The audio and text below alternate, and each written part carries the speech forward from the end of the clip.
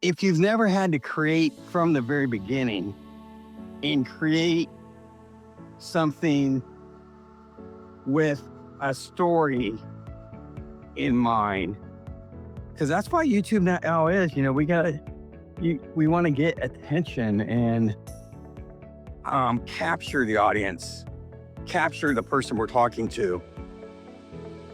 And so you got to have a good story that often includes conflict and often includes rising to defeat that conflict. And that's what keeps people engaged. Hey, I'm Chris. Welcome to Capturing Chris, my testing grounds for new ideas in travel, photography, and exciting destinations, one frame at a time. So today I wanted to talk about, how things are going with making the videos. I'm 17 videos in. Now, what I want to talk about is what you might be able to decipher from this information, what you might be able to understand from what I'm getting ready to say. So after 17 videos, I kind of went back and looked at how they improved, because I asked chat, I'm like, all right, what do you think of this video? And sometimes, it'd be my Venice shark tooth trip video got a 6 or 7 out of 10. And my videos now, according to chat, are getting a 7 or 8. So I'm still not up to 9 or 10, 10's kind of a lot. So I'm not up to an 8 or 9 even yet, but I'm striving to get there, and I'm trying to understand so I can help you understand what I'm doing, so maybe you can get there quicker. And I think what I'm realizing is what I'm doing is I'm continuing to try to improve every day. And as I do that, it appears my flow is getting more natural. My ability to talk to the camera is getting more natural. I'm looking at the lens of the camera more. So especially if you're on an iPhone or a cell phone, an Android, you have a tendency to look at the screen and not of that pinhole camera that's above. It's on top. It's at the very top of the camera. That's where you should be looking, not down at the middle of the screen. And when I looked at some of my videos, even though, if you're like me, a lot of you don't even watch the video, you're more listening to it. But when I was talking, I was looking away. I was looking at what was going on. I wasn't looking at the viewer. And I kind of think that's kind of important, because we want to make a connection with whoever we're talking to, or whoever's talking at us, for lack of a better word. And I got some quirks too. This limp is a lot better than it used to be, but it's still pretty prevalent. I gotta do a circle when the dog is getting me tangled, and that's probably weird to people. But the limp, is pretty pronounced in some of these videos. And so I'm like, should I address it? Should I not address it? I decided to just give you a heads up in case you don't know. Hey, how you doing? In 2020, I was in a pretty significant car accident where I got hit head on. We were both going 60 by somebody that was impaired. In 2020, I was in October 2020, so the anniversary, the 5-year anniversary is coming up. I got hit. I was in a car accident where I got hit head on by a drunk driver who was also on some form of narcotics, but his blood alcohol level was 2.8. So it was not a fun event. I broke a couple vertebrae in my neck and messed up my knee, messed up my wrist, my left wrist, and hurt my back. And from that, I'm still kind of dealing with the repercussions 5 years later.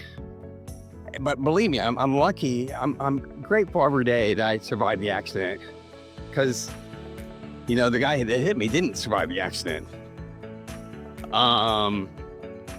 So I'm thankful for that. Not many people can say they got in a car crash, getting hit head on from 60 miles an hour, and was able to walk out of the car.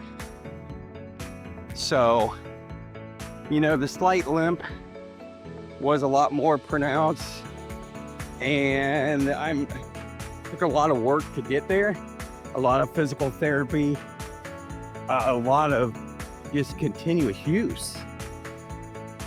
But there's nothing I can do about it. So it's there, and the more I walk, the farther I get into the walk, the more pronounced it gets from time to time. So I forget to take my ibuprofen or whatever. But back to the videos, you know, so now I'm 17 in, and you know, if you've done videos before, like I've done a lot of home listing videos, I've done a lot of talking to the camera to try and generate leads for my media business. So I thought I was going to be instantly good at making videos. And then I realized, well, I don't understand a hook. I don't understand how to storytell. I'm great at, you know, discussing points or illustrating descriptions or benefits. But when it comes to making all of it and finding something that people find useful, creating something that people find useful or find value in, I need to get a lot better. And it appears that the best way to get better at that is by practicing, which is what everyone says. I was just, and maybe you're like this too, thought that since I had done it before, it was going to become natural to me through osmosis, or just because I had done it. But it's a different concept. So if you've never had to create from the very beginning and create something with a story in mind, because that's why YouTube now is, you know, we want to get attention and capture the audience, capture the person we're talking to. And so you got to have a good story that often includes conflict and often includes rising to defeat that conflict. And that's what keeps people engaged. So, you know, I also thought that just because I was putting up the videos, they would eventually get views. I'm not at a lot of views. I think my highest view video is 76 or something. Oh, I had a short that went 136. So, but I'm not watching views, and neither should you, because I don't deserve views until the content gets better. And the only way my content is going to get better is if I continue to make videos. So I'm doing the Gary V Stan challenge, and John Yu, a couple videos kind of implied that you really want to get good. The best way to do that is to post 365 days a year. So I'm doing both those. Morning, how are you? Good. And I think that's really going to help. So we'll see by the end of the year. We'll do like a wrap-up video where we're kind of, hello, how you doing? Trying to analyze, you know, what good came of all these videos, and am I improving? Will your videos improve? Yes, they will. But you got to continue to look up how to create better videos. It is for sure an art, and something that I have enormous amount of watch time on. So I'm committed to it, and I'm sure you will be too, because the last thing I want to do, and probably the last thing you want to do, is waste your time. It's not a waste of time if you're learning how to do it. And, I think back, we all did something for the first time. And even when I was doing my very first real estate media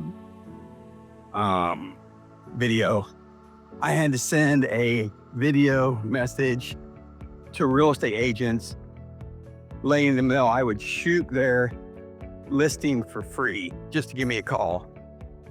And I was a little apprehensive or afraid of that, but I embraced it pretty quickly because I understood that to get to my goal of getting a photo shoot, I needed to find someone who would give me a chance of shooting their listing. And the best way to communicate that was what this place thought was by video. And it helped a lot. But I thought because I had done so many of those, that this would be different. And it's not. It is different. It's just not, it's not easier. So if I could leave you with one thing, I think that one thing would be that truly, I wish there was a shortcut. I think. Then again, if there was a shortcut and everyone did it, then it wouldn't really separate the good from the bad. One of the things that separates the true creators and the true people that are going to be successful doing this is their desire to be the best and create the best. Now you might not agree with what the best is, but the best in their mind and how they measure it. And it really doesn't matter if we agree with their measuring strategies or not. The guidelines they use, you need to decide for yourself what is going to be successful for you.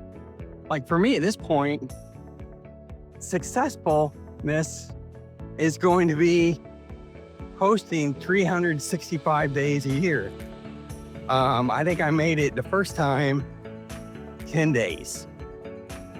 This is day 4. Now I've gotten smart and I've worked ahead. So I have content through day 7. So if, I got kind of tired of being up until 12 o'clock to check off a box. And I realized, do a couple ahead. And then if you get in a bind or you're having, most of my issues are because I'm using such large files. And while I have a decent computer, it's not a $4,000 computer that can handle those things quickly. So sometimes what I'm trying to do takes a little time. So you have to plan for that. And I do. And you will too. And how do I know I have to plan for it? Because I learned the hard way that if I don't plan for it, I'm up till midnight. So, I'm getting all kinds of tips and tricks on how to use particular software or how to do something within the software or how to create something or how to angle something the right way, how to make the video entertaining. All things that when you first start out, there's no way, no matter how good you are, if you've not used this software, that you're relying on to make these videos, there's a learning curve. And while it's as easy, they make it as easy as possible. Nothing is going to be intuitive enough, meaning nothing's going to seem like, you just automatically know to go hit this button or something. You have to use it to know what buttons to hit and what it can do. And the only thing that can help you with that is actually doing it. So that's pretty much all I wanted to say. That's all I have for you today. Other than just, if you haven't started, please start. You'll be so much happier when you get that first video in and figure out, oh, it's not as bad as I thought. And start knowing that your first 5 to 10 videos aren't going to be great. And that's okay. Because there's a learning curve to everything, and no one's first 10 videos were great. They might have, and maybe that's what made them great, was that they put them out there and it caught fire because they had it within them to go ahead and post it anyway.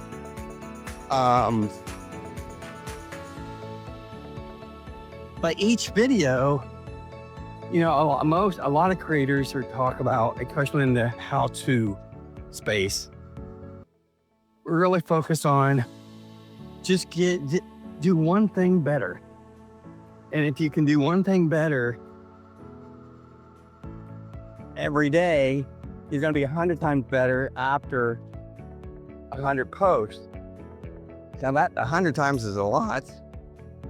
So I'm not saying you're going to get 100 times better, but imagine if you could just get 10% better after 10 videos.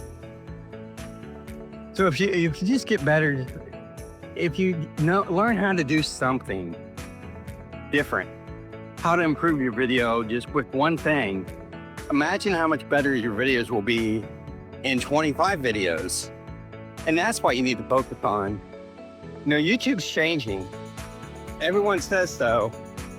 And unless you really have some skill, probably the wisest and most accepted strategy on how to succeed in YouTube right now is to, for sure, have various income streams. And what that means is, you know, have more than one way that you're getting money. So you're not just going to use one affiliate program.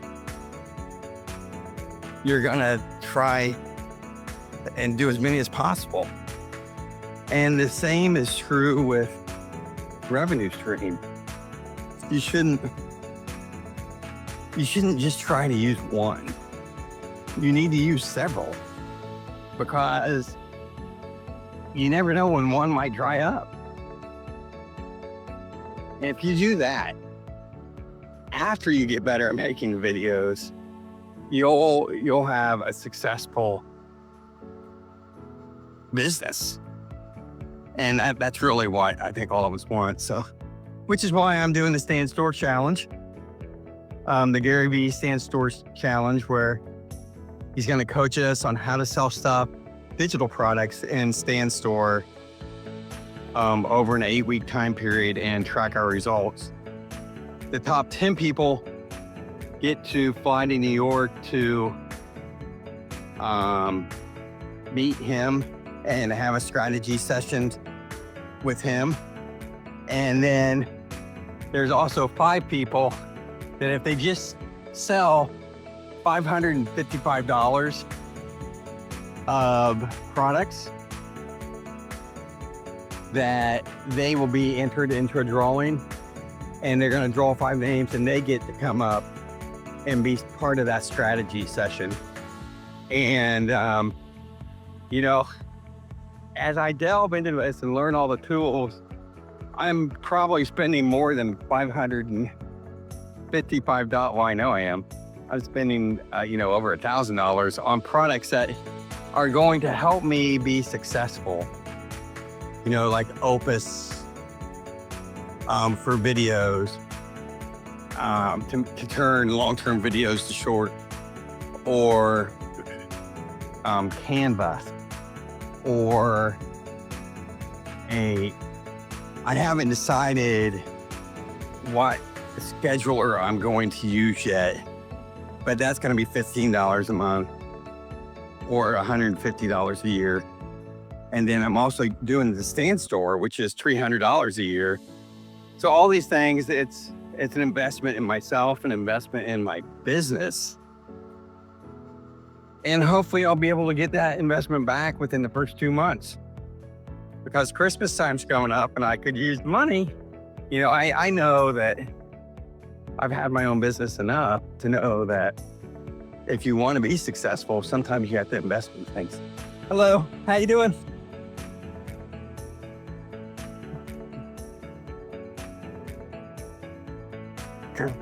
If you want to be successful, sometimes you have to invest in tools and education. So, but in my stand store, I'm going to be offering coaching, a community where people of like thoughts can gather, discuss things with a nominal fee. Also going to be offering lead magnets so I can get an email list going, because I don't have an email list right now. When I say I'm starting from zero, I mean, I am truly starting from zero. I think I got my first follower, and I think it's the stand store people, but I'm not sure. But somehow I got my first follower when I started posting stand store stuff. And so I have one follower after almost 2 months. So clearly my content wasn't good enough to warrant anyone wanting to follow me. And you know, I like following people when I kind of understand their content and want to see how they're doing something. So that's why I'm hoping that once I get some valuable content, I'll get followers that just want to track, how's this stand store doing? Or how's he doing this? Or how hard is it to start from zero?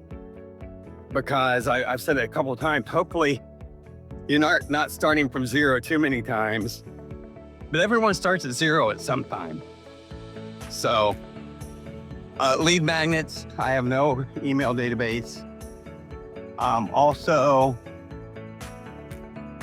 tiny offers, little digital products that are between $7 and $19. Mini courses on how to do something between $20 and $50 for $49. And then main courses between $99 and $249. With ultra courses that probably include a lot of stuff for people that just have more money than they know what to do with, but they get a lot of value out of it. And those are going to be $4.99 plus. So we'll see how that goes.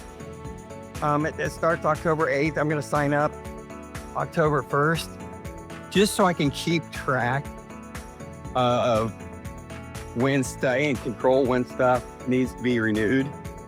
I like to do everything. I like to do things at the first of the month. So I'm probably going to buy the Opus membership, as well as the Stand Store membership, October 1st. So we'll see how it goes from there. So if you want to follow me on the stand journey and the Gary Vee challenge, please like and subscribe to this video. I will also throw this up on my Capturing YouTube channel, which just talks about starting from zero on YouTube and following that journey, the things I've done, the things I plan to do, and what strategies have been successful and what strategies have not been so successful. So hopefully there's something there for everybody. And until I see you guys again, we'll see you soon. Have a great one.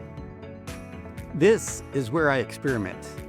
If you want to see the real side of the journey and some exciting destinations along the way, subscribe now and follow along. Don't miss the next video. Hit subscribe.